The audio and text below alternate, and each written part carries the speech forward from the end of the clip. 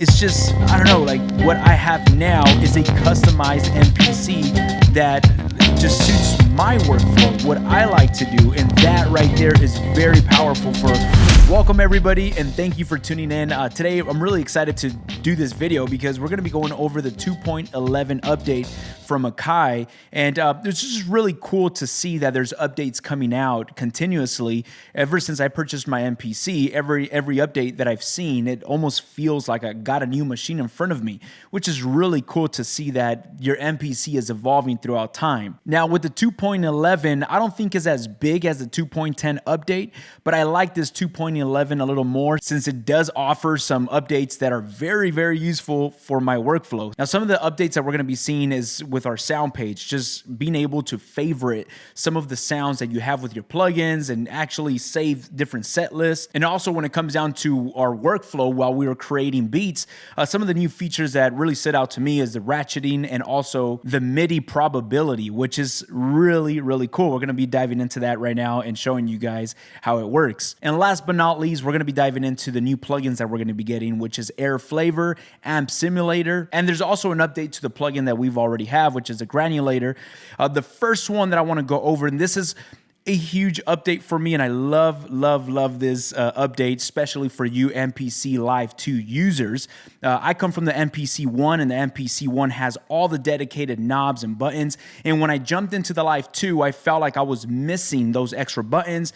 I just never really got used to the workflow of shift click and menu click. Like that just didn't really click with me, even after a while of having that. So now within this update, we have some really cool customization tools in order for us to kind of customize this machine to what we want to use the most. So now if we jump into our menu, and once we're right here in our menu, we see that this looks a little different, and we're able to edit this page and customize what goes where, and our shortcuts could be a little faster. Like usually I'm used to going for menu, pad 2, and that jumps into the program editor. And I never got used to that workflow. So now if you guys can see, if I go to my main page and I just swipe left from my left hand side, I get this menu that comes out. There's 1, 2, 3, 4, 5 customized tools or quick keys that I want to jump to really fast. And I can choose which pages I want to jump to and put that right here on my favorites. In order for me to do that, if I go to my menu, I hit edit, I could just drag whatever I want to put into my quick keys and just drop it in right there. Like for me, I always use my program editor. So I put my program editor to be on my quick keys 2. And then I'm always on my grid view. So my grid view, I put it on quick keys 3. And then when I want to browse for sounds and I just want to go in and grab like a snare or a kick, I put my browser also right here on quick key 4. And then on my key 5, I can probably just drag over my save button right there. And now I have my save. So if I go to my main menu, and if I'm just working and I want to just hit save, now I can hit save really fast. I just grab that to the left and I just hit save, and it just saves my project really fast. And also my favorite, and this is what I miss from the MPC ONE, is that I have a dedicated button to my program editor, because program edit is where I'm jumping into the most while I'm creating my beats. Again, the same thing, I just grab it to the left, go to my program editor, and I'm there already. It's simple little tools like that really enhance my workflow when I'm making beats. And I know it's a matter of milliseconds in order for you to do these functions, but it just makes a difference for me, and I've been enjoying having these quick keys right here. Now, another workflow enhancement that I noticed, and this actually looks really clean and it works really fast, is being able to browse your sounds, your plugin sounds, a lot faster. Not only a lot faster, but it just looks a lot more pleasing versus going through menus, and it just, I don't know, there's just a bunch of text and you don't know what's what. Now, in order for us to pull up, like let's just say right here, I have a beat right now. I'll let you guys listen to what I have chopped up. That's what I have looping. Let's just say I want to add bass and I want to use one of the bass plugins. I could just go to a track. Let me go to an empty track, track 3. Let's call this bass. This track has a drum program selected. But let's just say I want to jump into some sounds, some actual plugins, and pull up a bass synth. Now what you could do is just swipe this to the left. If you have it in your favorites, you just go to your sounds, and in your sounds, you have everything right here. You got your programs, your plugins, your key groups, clips, MIDI, VCs. For me, I'm gonna go into my plugins. So now that bass track is an actual plugin track. And right here, I can just go to my bass sounds, and it's just an easier way to navigate through. It just looks a lot more pleasing versus what we used to have. Now, another really useful tool is the fact that we can now save our presets or save these certain sounds. So let's just say in our bass plugin, I want to go into right here. I'm diving in through some menus, and let's just say thumb 2 is one of the bass sounds that I really like. And I like how that sounds, and I want to save that as my favorite so I don't have to jump in through so many menus. Now what you can do, go to your main sound. Once you have that preset called up, and go to your favorites, and in your favorites list, you have a bunch of empty slots right here. If you want to just save this sound into one of these empty slots, click and hold one of these empty slots, and now you could save that. It automatically saves it. So now if you want to just start the next day with another beat and you want to recall that same bass, you go into your favorites, and you have your favorites right here as you remember that you had saved. All right, so now I want to jump into the ratcheting and the probability feature. This is actually really, really cool. I didn't think I was going to have as much fun as I have been with these tools. What I've been using them in the most, you guys can use it in anything you want, but is on my drums. So if we go into our drums, right here we have drums from my actual sample pack. You guys can check it out down in the description. But right here we have some drums. I'm gonna lay down a basic groove, and what I'm gonna do is I'm gonna start off with the ratcheting. The ratcheting is actually really interesting. Right now, before I jump into that, let's just lay down a kick and a snare on the grid.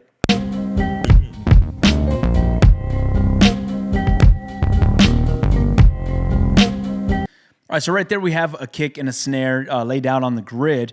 Let's say I want to jump into ratcheting. What ratcheting is there's two ways to do it. You could either draw it into the grid, or you could just dive into your 16 level velocity. I'm not sure if you can see it from the top-down camera, but you hit the 16 level velocity, and on the 16 level velocity, you get this menu, and you go from your type. I'm gonna go all the way, scroll over to where it says ratchet. I'm gonna hit close, and right here, what you got is kind of like the velocity, how many repetitions will be and how fast will they be. Right here with just one hi-hat.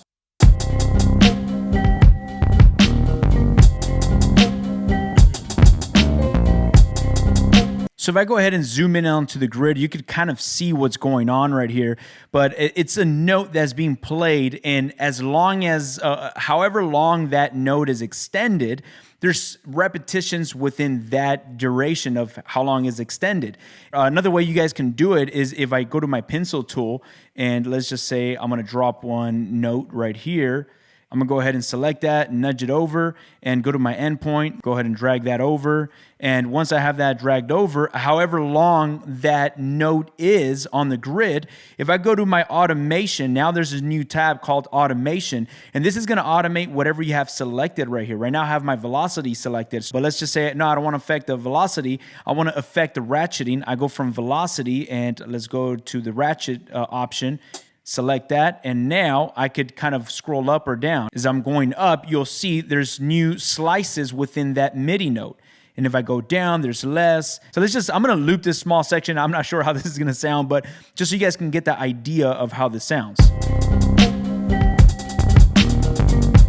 There you go. Now you guys can go less. This has been awesome. I've been having a lot of fun with this ratcheting function, and it's something that I'm using a lot as I'm building my beats right now. Now let's move over to the probability feature. This probability feature is awesome. This comes, at least I used to use this on another sampler that I had, and it's awesome to have it here. What this is gonna do is I can go ahead and lay down, let's just say a hi-hat right here.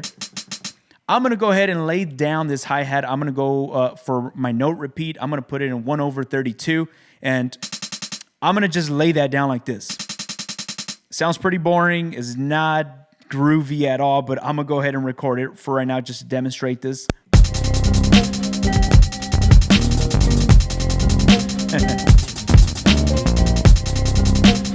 The cool thing about probability now, that if you are right here on your grid editor, you go to your automation tab, and I'm gonna go from velocity into probability. Once I'm on probability and those hi-hats are selected, I could go ahead and start adjusting the probability. So 80%, 70%, 60, 50. What that's gonna do is it's either gonna be a hit or miss. It might play the note, it might not play the note. If I have it at 60%, so it means that 60% of the times is gonna play the note or not play it, which is really cool, especially for people that are performing live, because you could leave something looping and it's never gonna be the same loop. There's always gonna be changes. It doesn't mean you have to perform separate sequences, but it's going to perform different. And every time it loops around, it's gonna throw at you something a little different. Let me go ahead and hit play and demonstrate how this is coming out.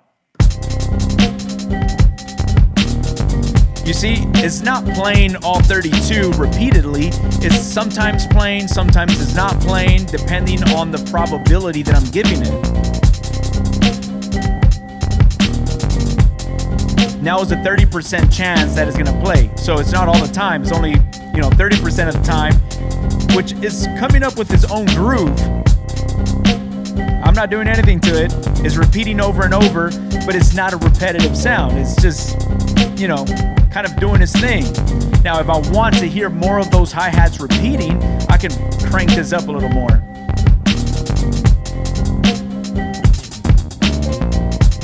Now, right now, we're affecting the whole entire performance of that hi-hat note, but I could obviously just select, let's just say, the first hi-hat on the down beat. If I select that first hi-hat, I could do the probability of that hi-hat be at 100%. So if it's out at 100%, it's gonna play 100% of the time. So that's definitely gonna play. But the other ones, I can leave those at 30%. I can grab some of these and lift it up to 20%, however I want to manipulate this sound. All right, now let's jump into these plugins that we're getting. And I'm actually gonna cover these two plugins that are awesome. This video, I'm gonna just summarize what they are, what they do, but you already know I'm gonna make a dedicated video of these plugins because there's a lot to break into these plugins that I really have been enjoying. But what we have right here, I have my master channel. So this is my master output, and on my master output, if I open this up, right now we're hearing no processing in our beat. It's just the raw beat, which sounds good. I like how that sounds. But if I unlock what I have going on my master bus, I have air flavor, which is right here.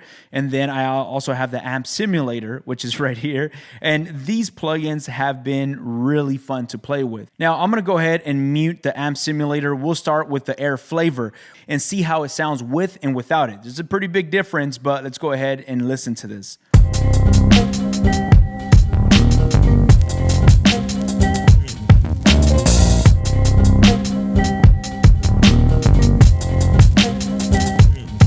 Now, I personally love the way this sounds. It kind of adds some grit to my overall sound.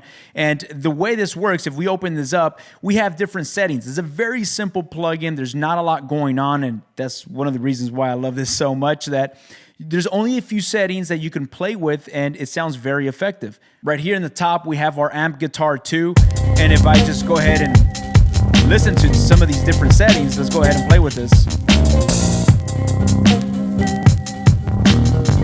I have this at 35%, so it's kind of not giving me the full effect. It's only at 35%, but if I raise up the percentage, it's gonna sound more of this effect.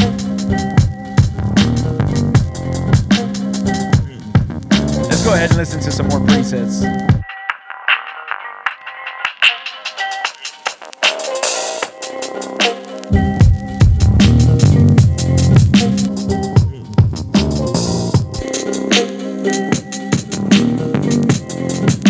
This is really cool.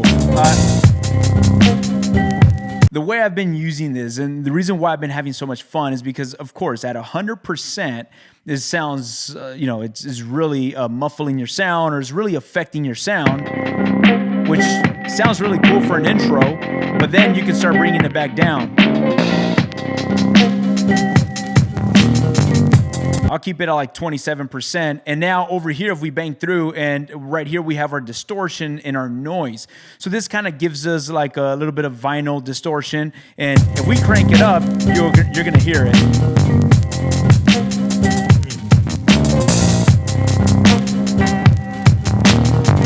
It's just breaking up the sound.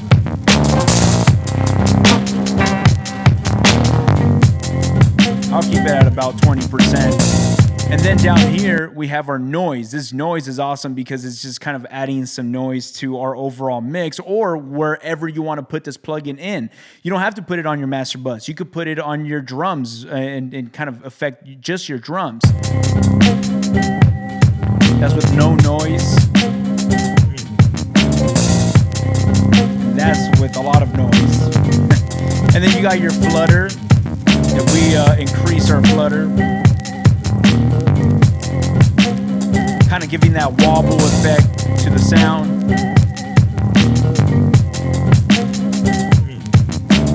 That's really cool. I've been having a lot of fun. I miss this sound, and it just allows me to stay 100% within the MPC and doesn't really give me the need to go out externally to grab other sounds. Now, don't get me wrong, this is a very simple plugin, and it does the job when it comes down to adding some dirt to my overall sound, which I like and I do enjoy that. But now we're gonna move into our next plugin, which is the amp simulator. The way I'm using it right now is pretty drastic. I mean, this is the way I've been using it. I've been putting it on my master outputs and just affecting the overall sound. It's definitely just crushing up my sound and just destroying my sound, but I like the sound of that. I for some of my beats, it just sounds really pleasing. I'm gonna listen to this without it, and then I'm gonna engage it.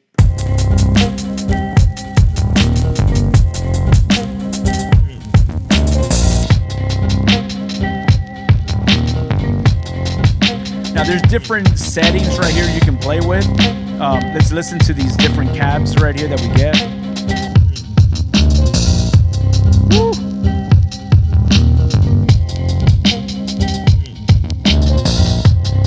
Yeah.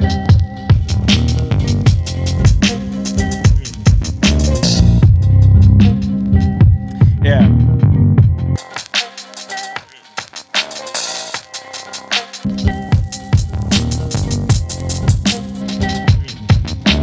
Now, if we got our drive right here, we can drive this a little harder.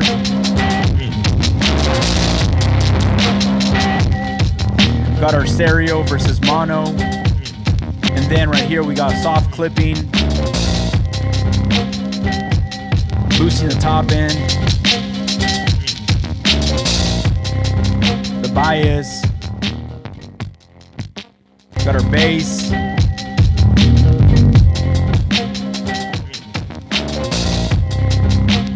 Our mids.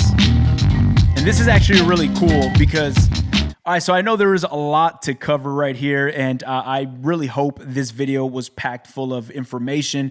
At least these tools. There's other tools that you get, like the customizing of your set list, some other tools that I did not mention, but these tools that I'm talking with you about are the ones that really have enhanced my workflow. And like I mentioned, 2.10 is awesome, but 2.11 for me, it's just, I don't know, like what I have now is a customized MPC that just suits my workflow, what I like to do. And that right there is very powerful for my creation. And also let me know down in the comments if there's any other questions you have within this update. I'll do my best to answer these questions. Now I am using the beta version of 2.11, but this should be out to the public on the 23rd of this month, so definitely be on the lookout. Again, I'll be launching more videos on this. There's just so much more to cover.